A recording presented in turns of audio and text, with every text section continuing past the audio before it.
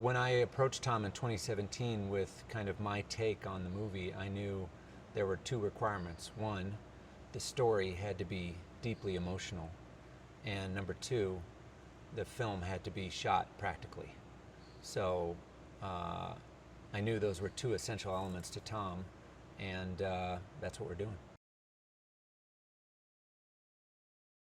First thing we had to do was develop a motion picture camera that could fit in the tight cockpit of an F-18. So my DP and I, Claudio Miranda, worked closely with Sony to develop a new camera system called the Venice, which allows us to put very high quality motion picture cameras, in fact 6 of them, inside the cockpit of the F-18 to capture all the action of the film. So we have 4 cameras on the actor themselves. We have a wide angle, a tight, 2 over the shoulders, and then we have 2 cameras pointing forward, capturing the forward view. So we have 6 IMAX quality cameras inside the cockpit with the actors while they run the scenes.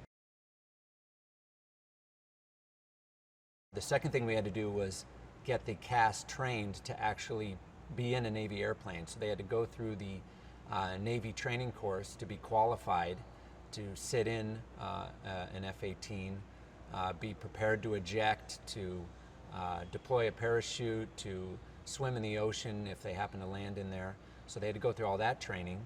Then Tom created a training program for them that took them from Cessnas, which is kind of a small propeller-driven aircraft, into an aerobatic airplane called an Extra 300, into an L-39, which is a small jet, aerobatic jet, and then eventually getting them into F-18s, because they need to have the physical stamina to endure the intense forces on their body while doing some of these maneuvers. This film is a culmination of all of his experience from Top Gun through all the Mission Impossibles. Everything he's learned in making action films for 3 decades has kind of culminated in the making of this film. First of all, we're capturing it in a way that no film has ever done before. We are working with the greatest pilots in the world, Top Gun pilots, to actually fly these sequences for us. I've spent hours with these pilots going through the choreography of every scene to make sure that it's technically accurate. Very exciting. We're using tools that no one's used before, including a fighter jet that has a camera mounted on the nose of it to shoot our air-to-air sequences. We're using very high-tech tools, but we're using them in a kind of old-school way. There's no way we could have made this film without the participation of the U.S. Navy. They've been an amazing partner on this film. We've been able to integrate our scenes into their training program so that while they're training the pilots, we're also getting shots for our film. So the partnership has been incredible. We've gotten to go to places that no one's ever seen before, bases that have never been shot on film or people have not even been able to see. We've gone to Whidbey Island, Lemoore Naval Air Station, Fallon, here where we are right now, China Lake, North Island. We've been out on the Teddy Roosevelt aircraft carrier shooting, so we've gotten to see all these aspects of the Navy, and they've given us their best pilots to fly these sequences, so without their help, we would have never been able to pull this off. Well, it's all about finding the right story. The first film was a rite of passage story for Maverick, and I felt like this film also needed to be a rite of passage story. Obviously, Maverick's in a different point of his life, but the kind of fundamental relationship in our film is between Maverick and Rooster, played by Miles Teller, who is Goose's son. And to me, the reuniting or reconciliation of these two characters really formed the emotional spine of this story and really gave, I think, all of us the confidence that this was the right story and now is the time to tell it.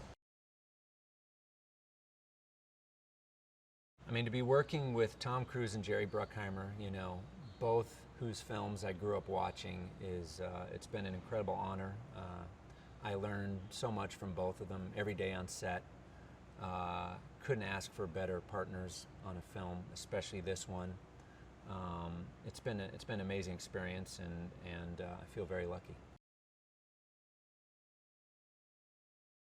There is a couple sequences in this film where we got special permission to bring in a very specific pilot who is cleared to fly the F18 Super Hornet at 30 feet above the ground. So there is one sequence where you're going to be so low, you can't believe it. I was on the ground as it flew over our head, and I can tell you it was one of the most intense experiences I've ever had on a film set. I think Maverick, in some ways, is the character that made Tom a superstar.